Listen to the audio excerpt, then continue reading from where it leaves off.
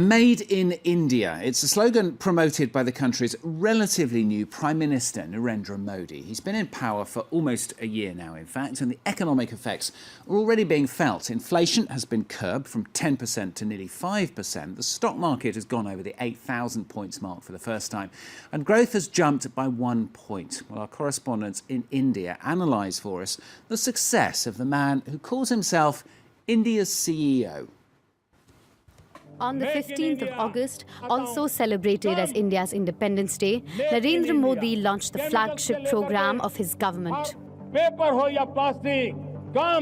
Make in India! Make in India, the three magic words chanted by some of the biggest CEOs of the country in an enticing promotional clip. Make in India is a new national program designed to bring foreign capital to India. It aims to transform the country into a global manufacturing hub. Its launch is accompanied by a slick communication campaign that paints hopeful pictures of an era when the Indian lion will dominate the global economy. So how big is the Make in India program? This single office with 6 employees can be misleading, but their work extends around the clock. So since the formation of the cell, this cell has responded to more than 7,800 queries.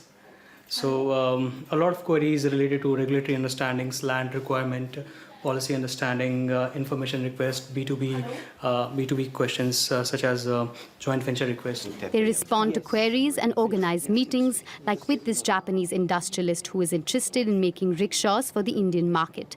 Businessmen like him rely on the Make in India office to help accelerate negotiations. Localizing battery and charger and chassis, tying up with the local manufacturer. In 3 to 4 months' time from now, we can start our operation and start our distribution of our products. And yeah, I can see the great future of our products in India. Analysts at the World Bank predict that the Indian economy's growth will surpass China's by 2017. But at the moment, industries contribute to only 17% of the GDP. Meanwhile, 600 million people are still involved in agriculture.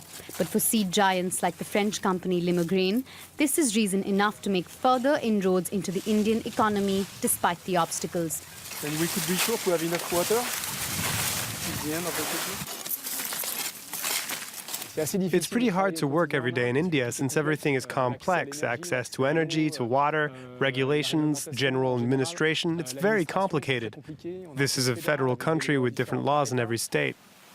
But these are the problems that the Indian Prime Minister has promised to solve.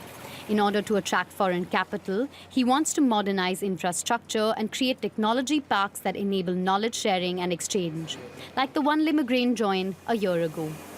In practice, today, we're trying to define the project and our intentions. After 9 months, we cannot really say that we have tangible evidence to show, but in any case, we feel that there is a general awareness and a will to act.